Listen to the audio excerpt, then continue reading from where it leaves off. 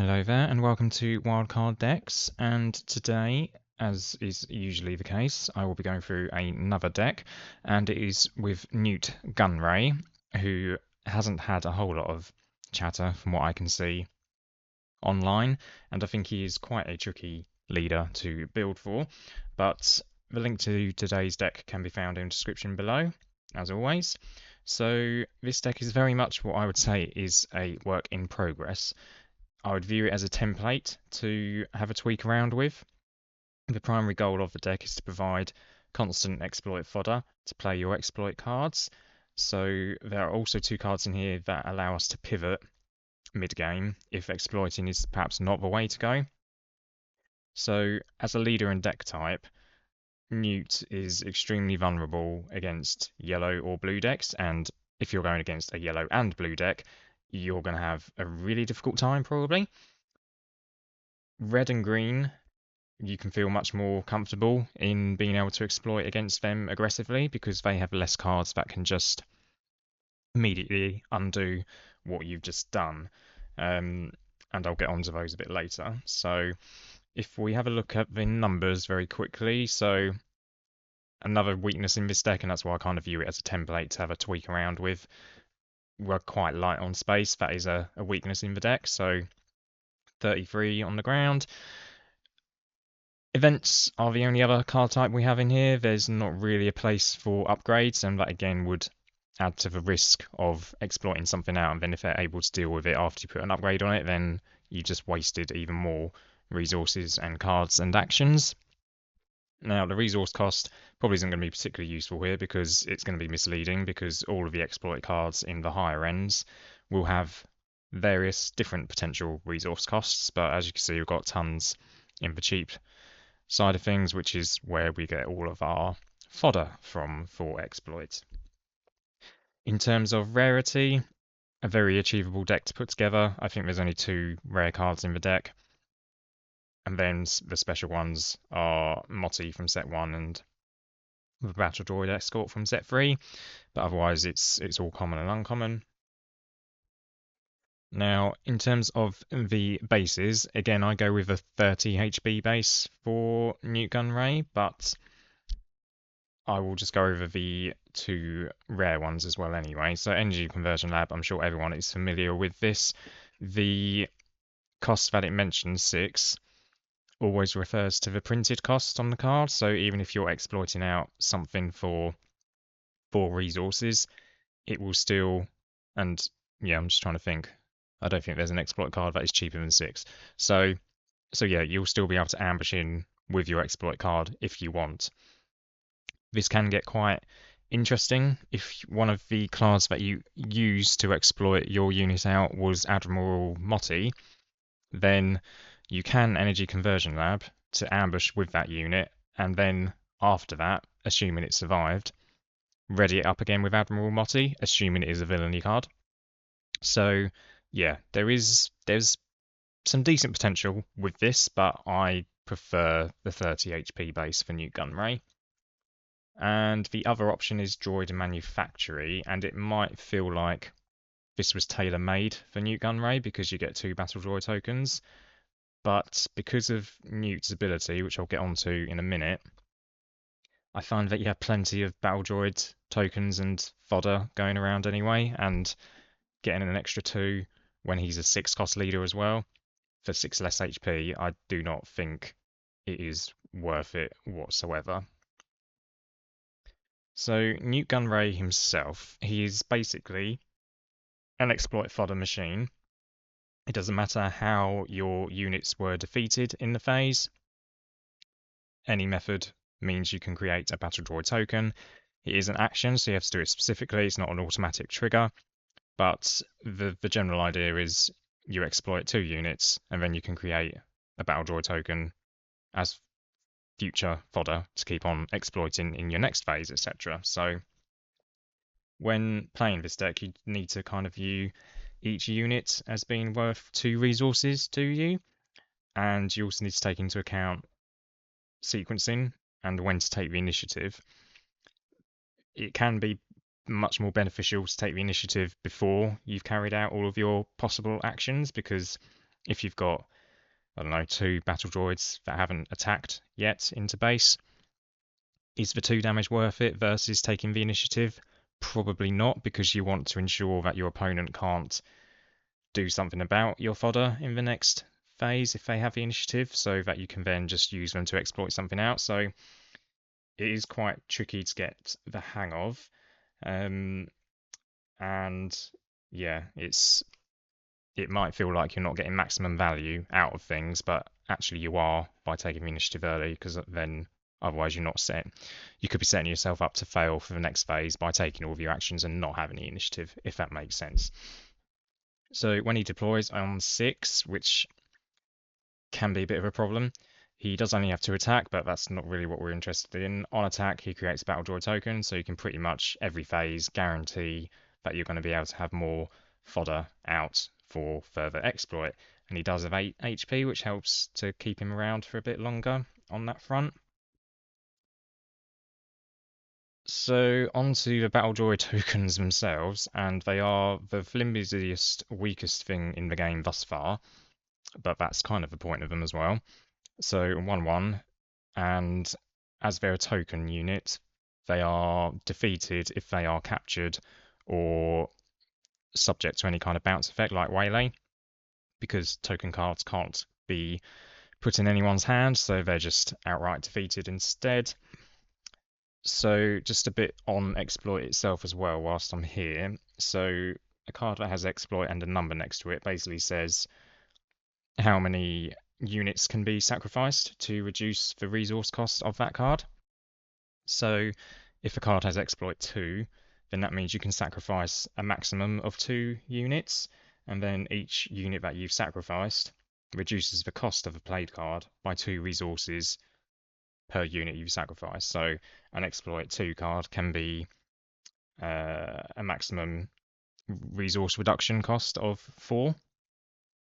So that's kind of how you look at it. And if you play a 1 resource unit, then in terms of exploit, you kind of are gaining 1 resource in that sense. So because each unit is worth 2 resources when you're exploiting. So yeah, it can be a bit a lot to get your head around, and viewing things differently in the game, because it is quite different to Coordinate, where Coordinate is just getting things on and having them stay around basically, but this is viewing them as resources as well. So in this deck, battle droids are the main form of exploit fodder you're going to want to use. There are some other units as well that you won't mind sacrificing, but these are going to be the main sacrifices. So a little bit of a different format to the normal today, because I'm first going to go through all of the exploit fodder, regardless of if it's in space or generated by events. So Vanguard Infantry is a 1-cost unit, so when exploiting, it's worth 2 resources, so it's kind of making a profit there still. And what's interesting is that it has the when defeated effect of you may give an experience token to a unit. What you can do is give that experience token to the unit that you're playing via exploit. So if you've got 2 of these and you exploit both of them into a Hailfire tank, for example, then instead of a 7/6, that is going to be a 9/8. So yeah, it can become a much bigger problem for your opponent to deal with. Admiral Motti, similar sort of principle. He's when defeated of readying a villain unit. You can use that on the exploit unit that you're playing. So usually it would come in exhausted, but you can play it and have it ready. So then if you're exploiting again, I'll use Hailfire tank as the example, rather than having to wait until the next phase to hit for 7, you can hit for 7 in the next turn after you've exploited the Hailfire tank out. Onto some space fodder, and the Confederate Courier is pretty much essential because it's 2 cost, and when it's defeated, you create a battle droid token. So in total, it's worth 4 resources for exploit mechanics. You can't have 2 bodies at the same time, unfortunately, but you exploit this out, and then you've got another exploitable thing afterwards. you can't use the when defeated to create a battle droid token to then exploit the battle droid token to be able to sacrifice 2 units, if that makes sense. You will only be able to sacrifice this on its own, and then the battle droid can be exploited separately in another play. Onto an event and droid deployment. This is probably your ideal turn 1 play, really, because if you have the initiative and then you play this, you're probably going to have the initiative again, and you have 2 bodies that you can sacrifice in the next phase straight away to get something a bit more exciting out. Another event, Grievous Reassembly. I don't think many people are using this, but it's 2 resources. You can heal 3 damage from a unit, and it also creates a battle droid token. So we have a few Sentinels in the deck, and those would be the ideal target, so you can heal them up and create some fodder for some more exciting plays as well. Wartime Trade Official, basically the equivalent of Confederate Courier, but it's on the ground. It is slightly weaker in terms of attacking. You can get some okay damage into base with Confederate Courier before you exploit it. 3 HP as well, so your opponent's probably less likely to bother trying to kill it.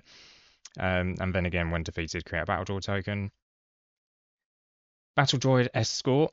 You could potentially run 3 of these, but I find because of Nute's ability, again, we have enough battle droid tokens flying about without needing 3 of these. But again, it's 1/1, incredibly weak.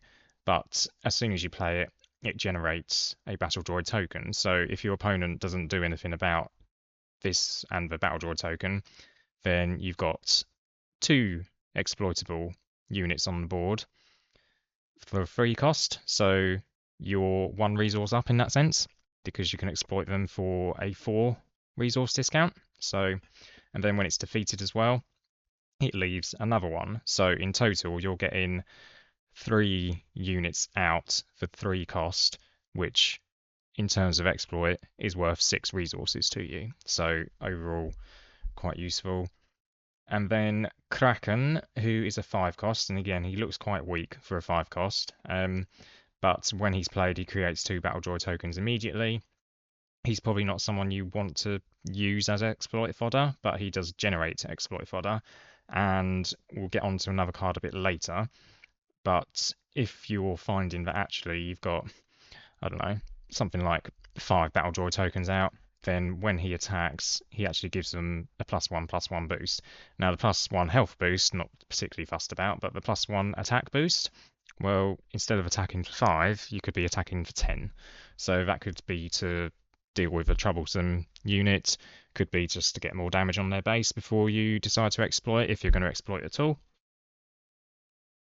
The other early game ground units that we've got are Calculating Magna Guard and Droid Commando. They kind of fulfill similar sort of roles, to be honest, because this is a Sentinel when it's first played and when a friendly unit is defeated. So if you're exploiting, then Sentinel will activate for this. With 4 HP, it's hopefully going to stick around for at least 2 attacks, but yeah, it's to kind of help ironically protect your fodder so that you can sacrifice it, or to also protect what you're exploiting out so it can't be attacked straight away. And then Droid Commando, if you're wanting to ambush into a unit instead to make sure that it's gone, then this is another option.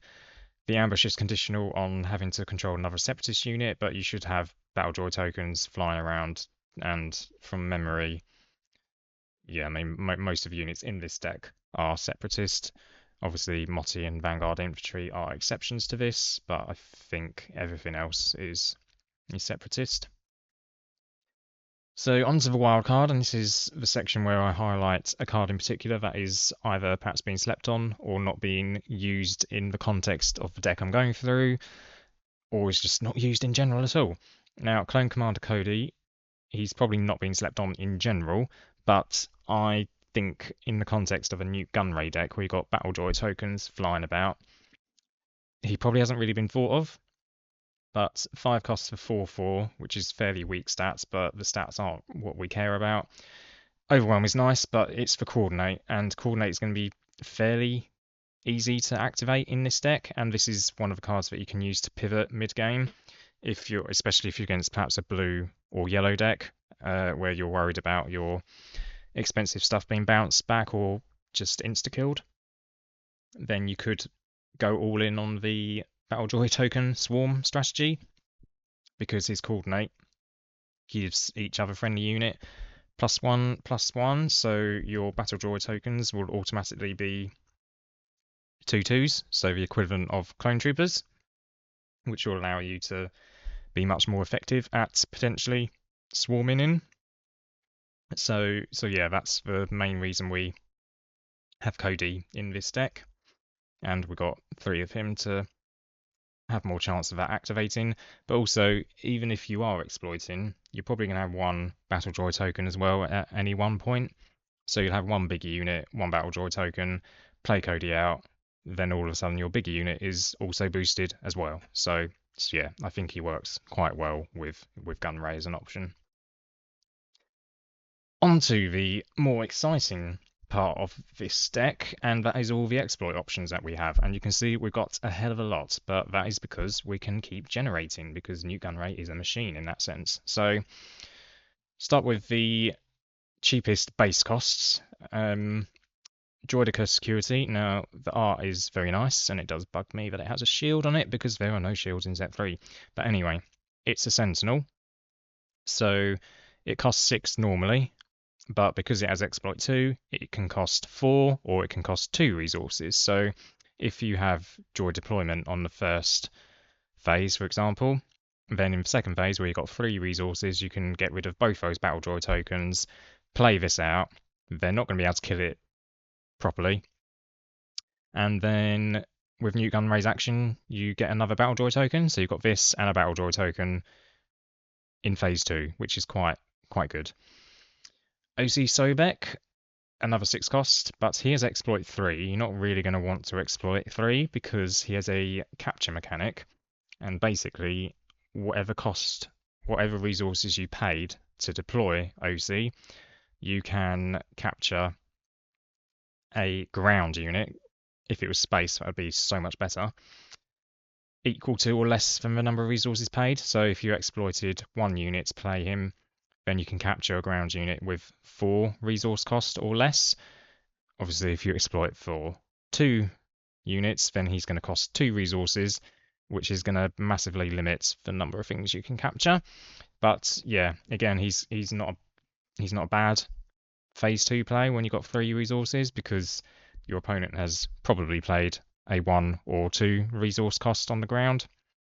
So then you can capture that straight away. And he's got a 6 health pool, which helps him stick around in the early game. So yeah, just kind of helps in that sense.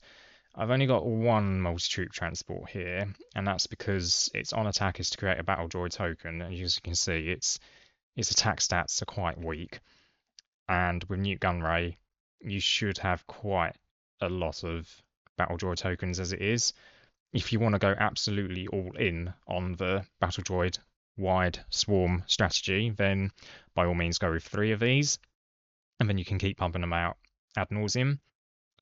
It's 7 cost base, so you can exploit 1 to get it out for 5 resources, or exploit 2 to get it out for 3. So this is another potential phase 2 play. Mactoid Spider Droid is perhaps the best exploit unit in this deck. It's probably the most useful, is maybe the better sense of looking at it, because of the ambush, and pretty much solely because of ambush. So if you think about the early deployment leaders, so the likes of Kylo Ren, Asajj, Sabine, struggling to think of the others off the top of my head, but because it can be exploited for 2, so it can cost 4, so that's the same phase that those leaders can be deployed themselves. It's got 5 attacks, so you can ambush in and get rid of their leader straight away. So that is one of the best uses of this. But with the 6 health pool as well, if you're deploying it for 4 resources, it's probably still going to be around and take out whatever they've played out as well. So that's why it's particularly useful with Nute Gunray. I probably wouldn't use it in other decks otherwise, but because Nute Gunray, it's likely you're going to be able to get this boy out. Quite how this really slow thing can ambush is another question, but yeah, really useful. Got 3 of those. Hailfire tank. I think this might be one of the earliest exploit units that they showed, but it's an 8 cost. You can exploit 2, so you can get a 7/6 out for resources.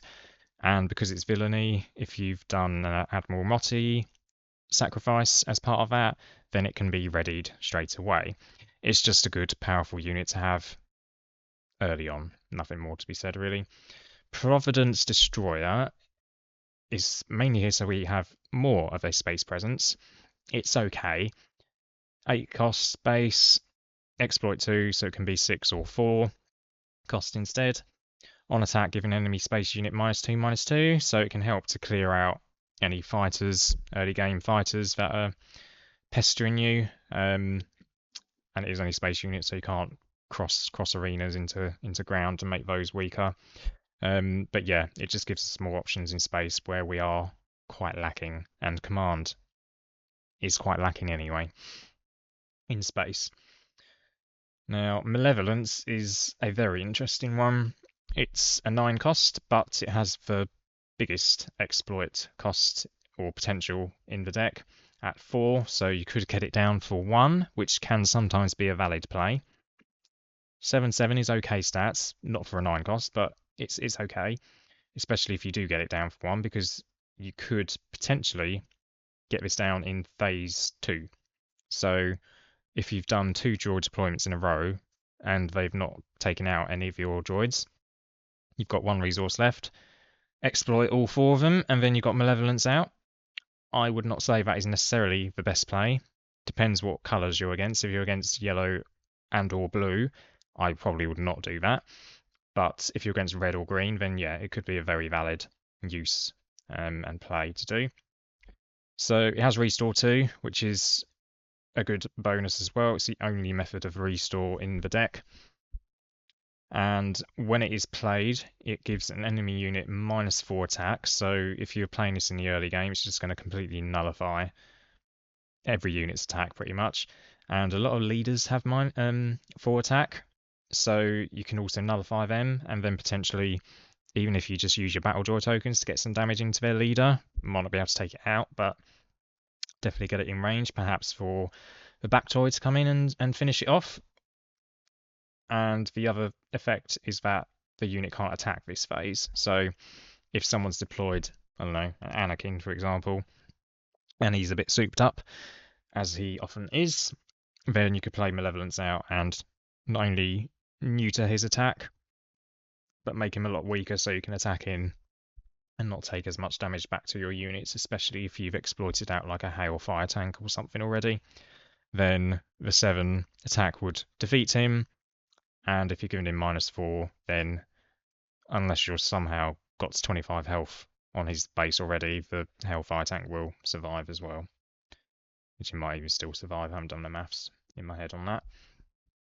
The final exploit unit that we have, and the biggest statted unit in the deck, is the Separatist Super Tank. It's an 8/8, but it can be exploit 3 on it, so it can cost 6 or 6. What am I doing?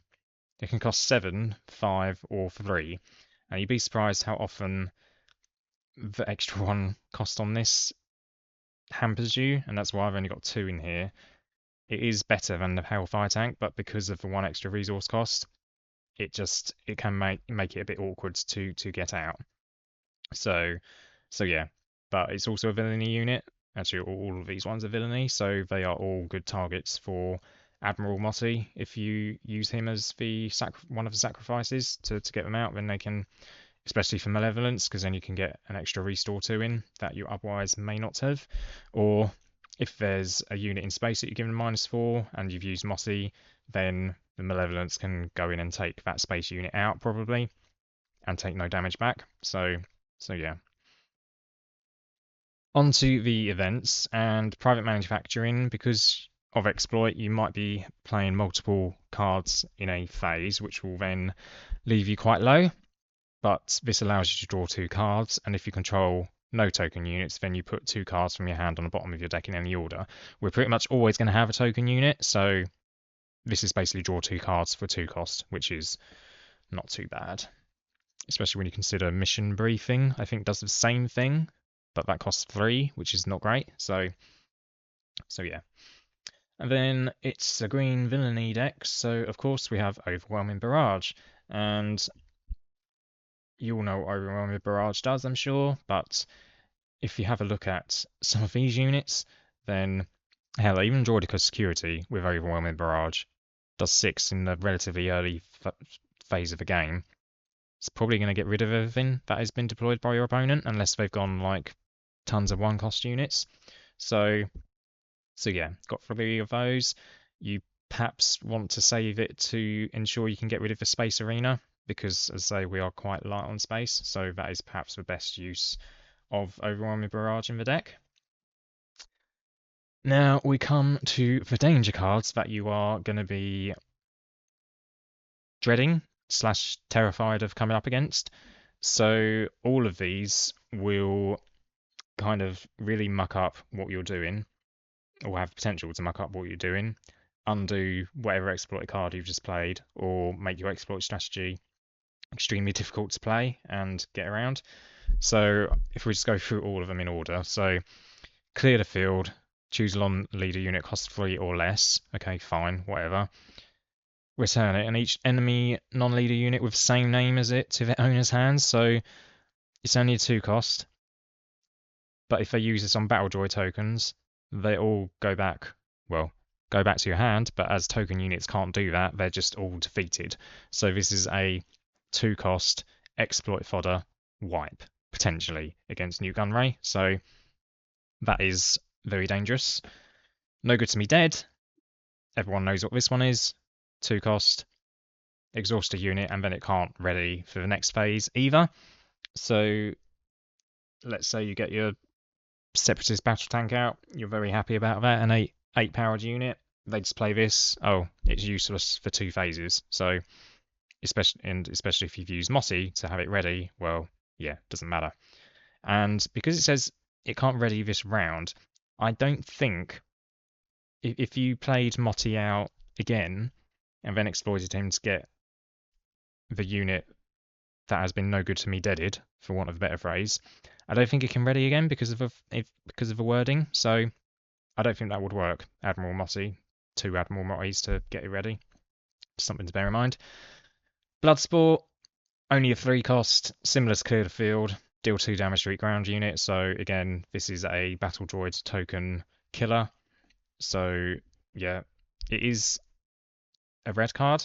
So the rest of these are all yellow or blue cards. So this is an exception. I guess Grenade Strike would be another to be wary of, but yeah, Bloodsport for only a 3 cost to get rid of all your Battle Droid tokens potentially is not going to be fun. Frozen in Carbonite, similar to No Good to Me Dead, but kind of worse for Nute Gunray. 3 cost, but you exploit something out. Again, you're very happy you've got your Separatist battle tank out. Oh, they pay 3 and make it completely useless. Great.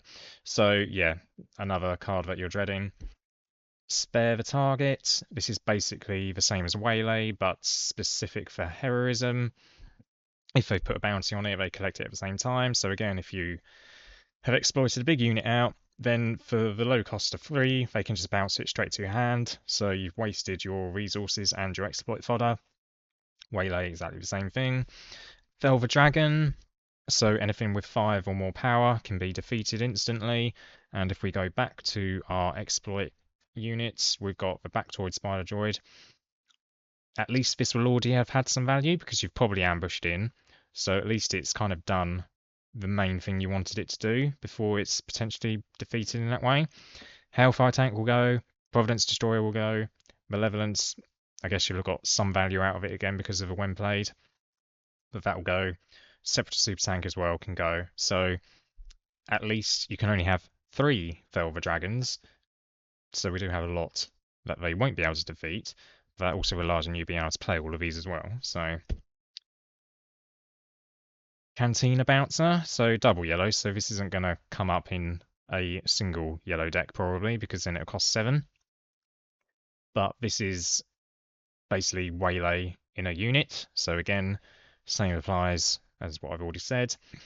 Vanquish, like Fell the Dragon, except it can target anything that's not a leader. So again, the units I've just gone through on the exploit, they're all going to be valid targets. Rivals Fall, no restriction. If they use it on Nute Gunray, you're not going to be too fussed, to be honest, because he's not the strongest leader. But again, it's just another form of removal for all of our more exciting units that we want to get out. So yeah, yellow and blue are the absolute enemy of this deck, as you can see, and these probably, well, I say probably, these definitely aren't even all of the cards that you want to be fearing. These are just kind of the main ones that came into my head. So yeah. Changing the format again slightly, because I used to put the sideboard in, but to be honest, I rarely actually bother sideboarding when I'm in a match. So I'm just going to, from now on, call this the other options section. So Obedient Vanguard is perhaps if you want to go all in on the wide Battle Droid Swarm angle, because it's only a 1 cost.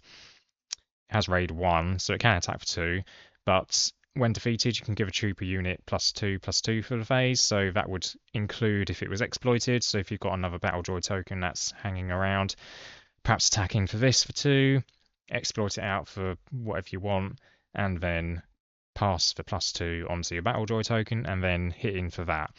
These are all extremely action-heavy strategies, but it's an option. Admiral Pier is an interesting one because all of the exploit units are 6 cost or more, so you can give all of them ambush.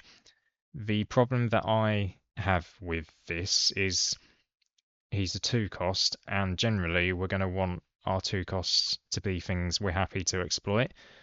To get the ambush out, you're going to need him to still be around, so I think there's definitely a way to make it work. I just haven't found it, and yeah, I think he's something to play around with, perhaps. Puggle the Lesser, I've only got 1 of him. I think if you got 3 of him, then you probably want to go with him, because whenever you play another unit, you can exhaust him and create a Battle Droid token, so it just keeps the fodder churning out. And if you want to go, again, all in on the Battle Droid Swarm strategy, then Perpetual Machine, just like Gunray himself. Del Meeko, I think, could be a good option to fit in because of each event an opponent plays costs 1 more. So where I mentioned on the previous page where we've got events that we're particularly afraid of, that will make all of the events 1 resource more expensive, which might mean that they can't actually play it in that phase. So if we're on phase 3, the one with 3 resources, then play Del Meeko first. They can't play Bloodsport. You've still got your Battle Droid tokens that are going to survive. They could still play Clear the Field, but they wouldn't be able to play Spare the Target that phase. And then when you're on 4 resources, both players, they wouldn't be able to play Fell the Dragon, so you can exploit relatively safely. There's still going to be the likes of Waylay that's going to cost 4, but yeah, I think Del Meeko might actually be essential for this kind of deck. He has Restore 1 as a bonus. Perilous Position. So this is a really good upgrade in general because it gives -2 to the enemy unit that you want and exhausts them at the same time. So if there's a particularly troublesome unit that could cause a problem for whatever unit you're going to exploit out, you could play this on that unit first, so then they can't attack into your exploited unit, and then it also makes them weaker, which makes it more likely they will not be able to kill it the next phase. Admiral Trench is a exploit option. I don't think he has much of a place in Nute Gunray because of the nature of the amount of exploit fodder we're getting. Because we're getting tons of Battle Droid tokens, his ability doesn't become that relevant. In a Count Dooku deck, maybe, because you're more likely to be exploiting other genuine units, so then you can return them to your hand. But with Nute Gunray, I don't really see a place, and his stats aren't really good enough to warrant the only exploit one cost. So yeah, I don't particularly see a place for him, but I could be wrong. Battle Droid Legion, again, for Nute Gunray, I think it's excessive to have this in. The 9 cost makes it a little bit awkward as well. Stats aren't great for it either, especially if you compare it to the battle tank. But when defeated, it creates free Battle Droid tokens, which can be useful, but as I say, for Nute Gunray, we already have plenty of Battle Droid tokens knocking about, so I don't really see a place for this with a Nute Gunray deck. For other decks, maybe, but yeah, as it is with this one, I don't particularly see it. And then the final one is Invasion of Christophsis. I don't know if I said that right, but it is a legendary 15 cost card, so I think it's the most expensive in the game. And it has exploit 4, so the cheapest this can be without any other shenanigans is an 7 cost event. Now, if you do have tons of Battle Droid tokens flying around, then it's entirely plausible that you can get this out and still have some units remaining. It's more of a Hail Mary if you desperately are getting overwhelmed and need to get rid of everything on your opponent's side, then sure. But if you've only got 4 units out yourself, you're probably just delaying the inevitable at that point. But you know, it's certainly an option. So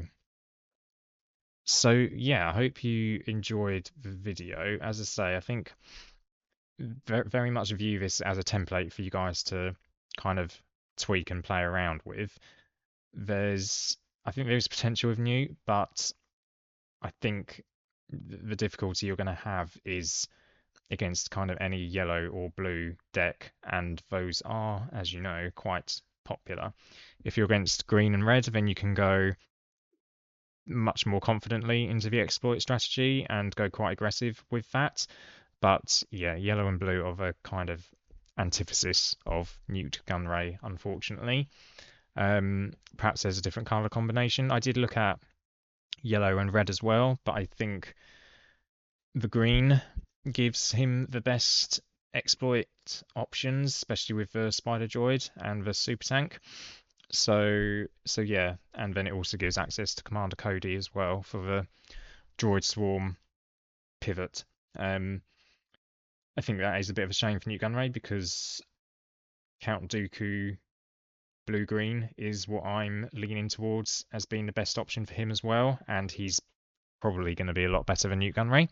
But anyway, if you want to see more like this, then do subscribe, and I'll see you in the next one. And the next video will be Jango Fett, and it's going to be a red aspect Jango Fett. So keep an eye out for that one later this week.